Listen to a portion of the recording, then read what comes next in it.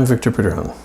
I'm going to discuss with you a little bit this morning about the world of the OTC law and give you a general idea of the process by which a drug becomes an OTC product, an over-the-counter product. Food and Drug Administration is designated by Congress with the approval and disapproval of non-prescription medicines and devices. Now, the authoritative reference for products, both RX and OTC, prescription and OTC, is the Federal Register. And I think you probably already know that from another preceding course.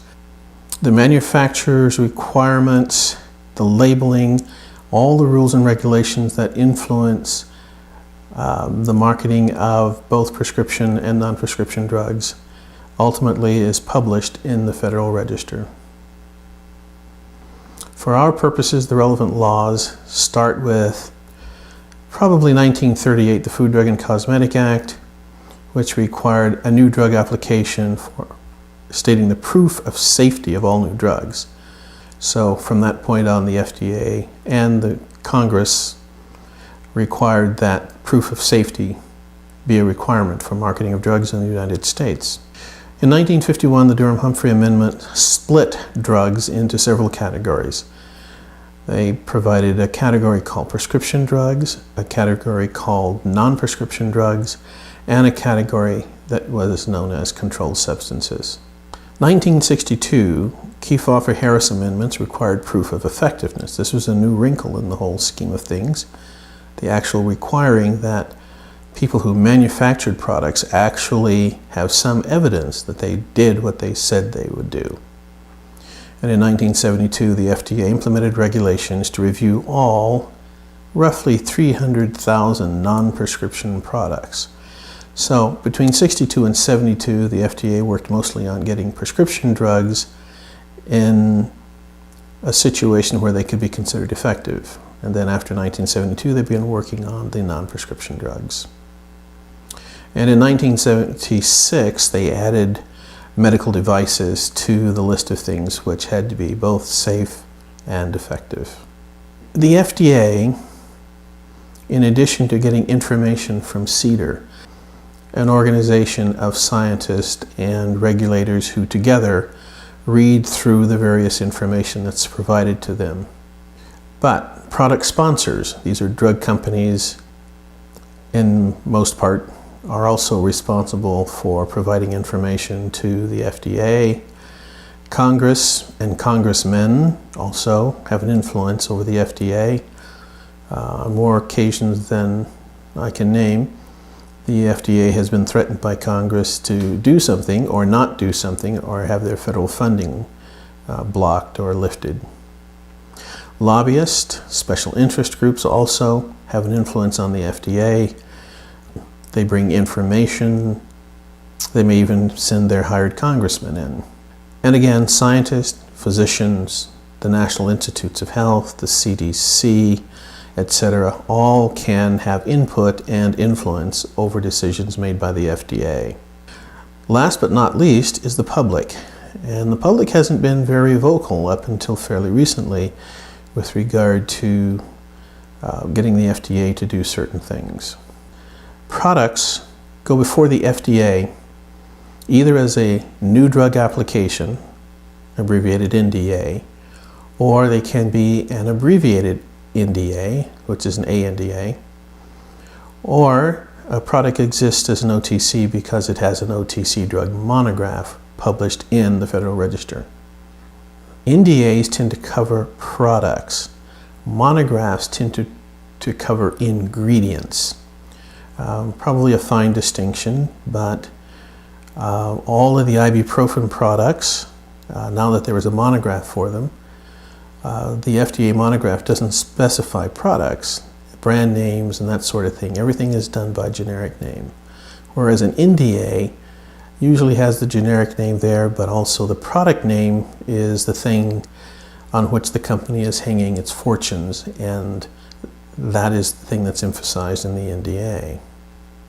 Both of them have in common that The product or ingredient has to be safe and effective without the assistance of a healthcare provider. The manufacturers, whether they are brand name companies or generic companies or anyone else, have to follow what are called good manufacturing practices, and these are established by the FDA. And they have to meet whatever labeling, content, and format requirements may be required by the FDA. To become an OTC product, a drug or ingredient has to have more benefits than risk, and the potential for misuse or abuse has to be fairly low. Consumers can use them for self-diagnosed conditions is another issue. And can they be adequately labeled with instructions that the patients can follow? Health practitioners are not needed for the safe and effective use of these products is one of the guidelines also that the FDA will use. Some considerations. Now, we've talked about the drug on one side, but let's talk about the disease states. Can the patient self-diagnose adequately? In other words, do they know what they have and can go, therefore, and pick the right product? Is it an easily self-diagnosable condition that the ingredient is being used to treat? Can the patient adequately self-treat? Can they administer? Can they swallow, insert, whatever? Or, in other words, can they do it themselves really? Can they self-manage? And this has two components, essentially. Can they recognize when they have succeeded and can discontinue therapy? Or can they recognize when therapy has failed and they need to seek further help?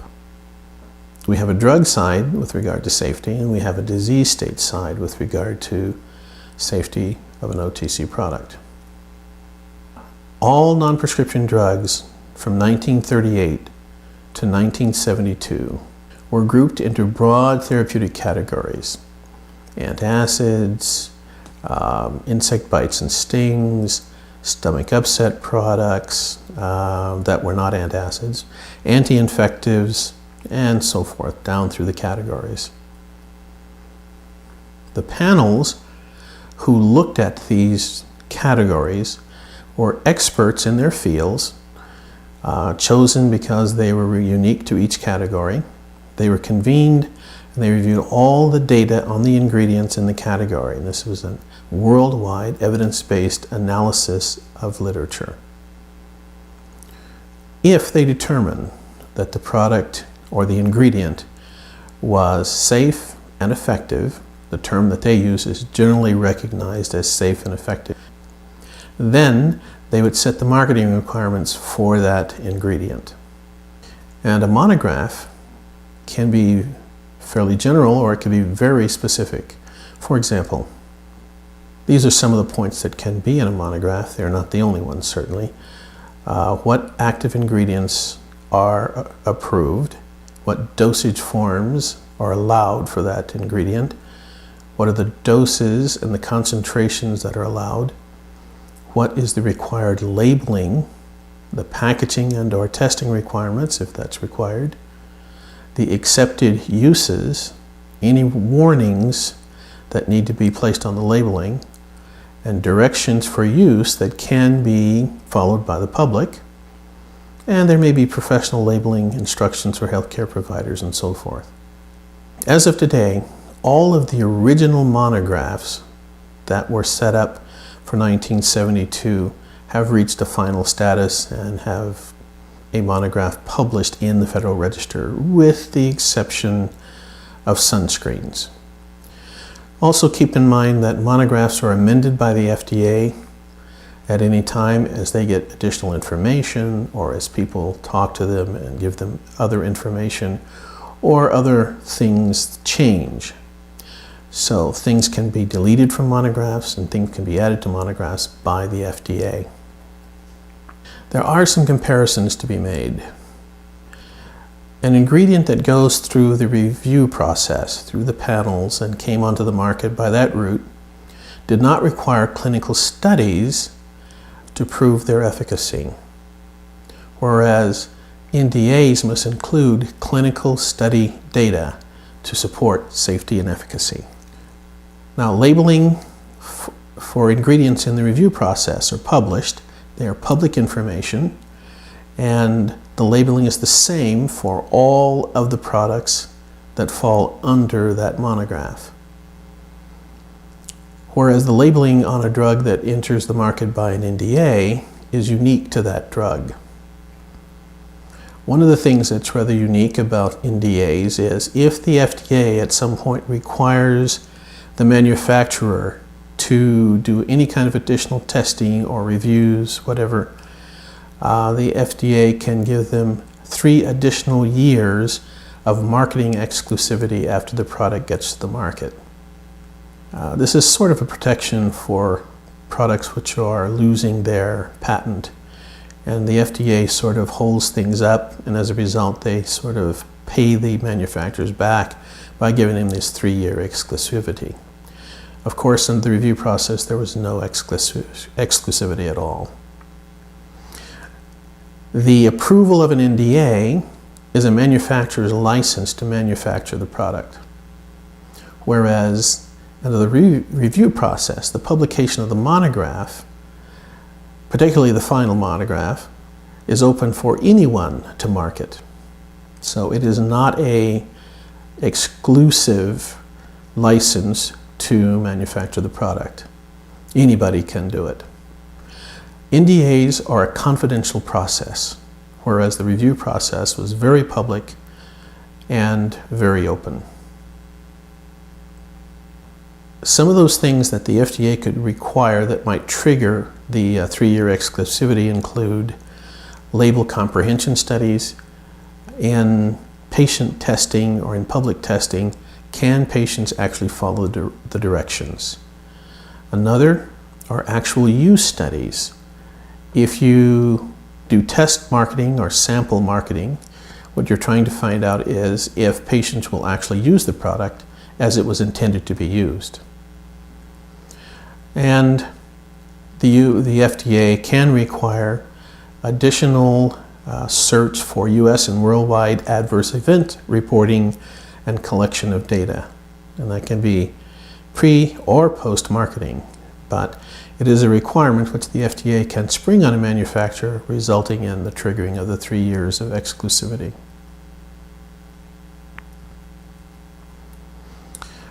Other things that a monograph or that the FDA can do, as of 2010, labels on OTC products and supplements must provide contact information so patients can directly report adverse effects to the manufacturer.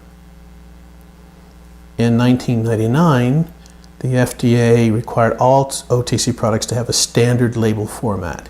When you look at an OTC product today, you will see that, generally speaking, the format of the label is pretty much the same. It starts with the drug facts, its uses, its warnings, and these are all usually in block format and generally of as close as possible the same kind of font. While the regulation went into the regulation went into the register in 1999. It took another 5 years before it actually was in effect. A provision of the original 1952 Durham-Humphrey amendments allowed an interested party to petition the FDA to move a product from prescription status to OTC status. And that was in 1952, but this provision was rarely used up until about 1972. Products can be switched from their prescription status to a non-prescription status through, first of all, a public petition to the FDA. It's a public process and anyone can do it, including companies. And as I said, it was rarely used to the FDA. It's a public process and anyone can do it, including companies. And as I said, it was rarely used. The public petition format of trying to get a switch really didn't blossom until 2001, and I'll talk about that in a moment. But an NDA-related process to make a switch. And by the way, that's another way that a switch can be made. Someone who manufactures a product can, through an NDA, request the FDA to give them permission to license it for OTC use and marketing, even though it has previously been a prescription drug.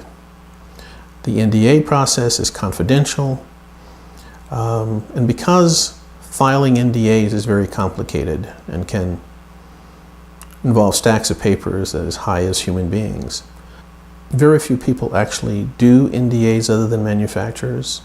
It takes a lot of lawyers and a whole lot of paperwork. The FDA has the authority to act on its own. It can make RX to OT switches simply by alteration to a monograph. They can take drug entities that have never been marketed in the US and make them RX to OTC as it sees the evidence. And the FDA can create whole new OTC categories, as it has done with a number of products in the past.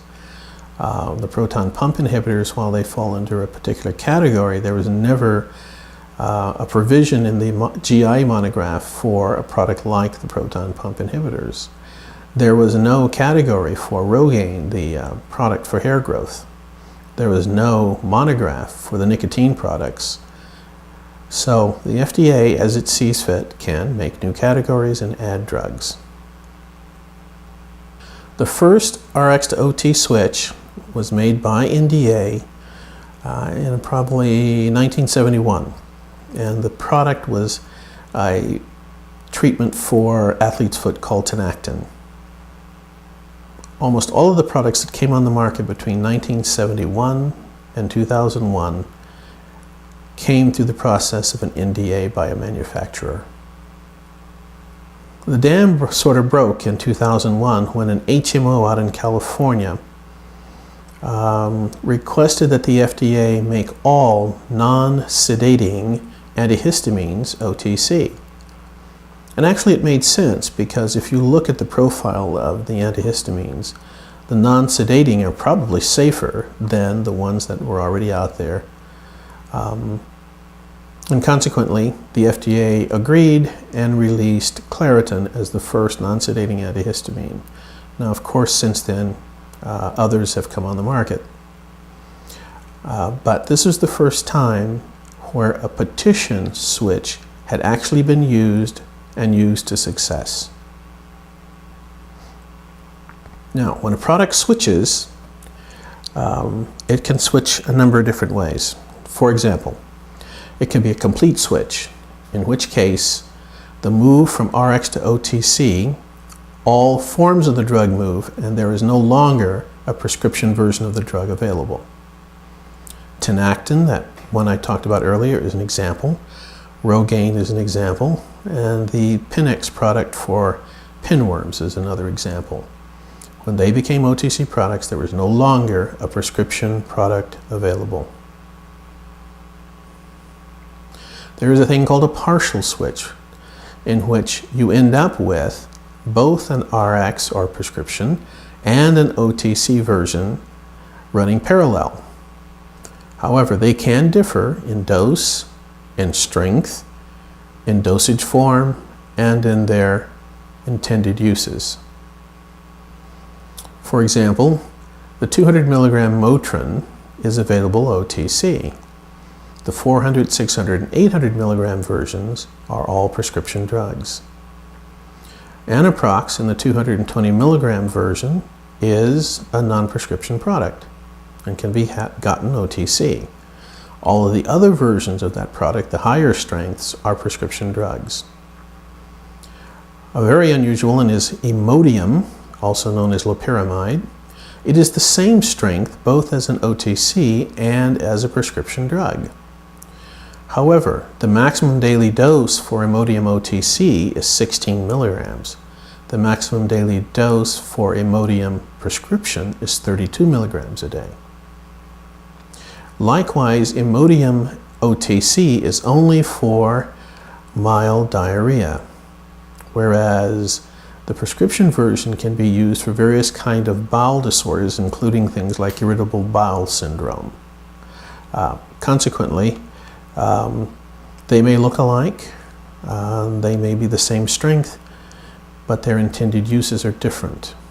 And that has to do with the kind of diseases being treated. There are a lot of partial switches out there.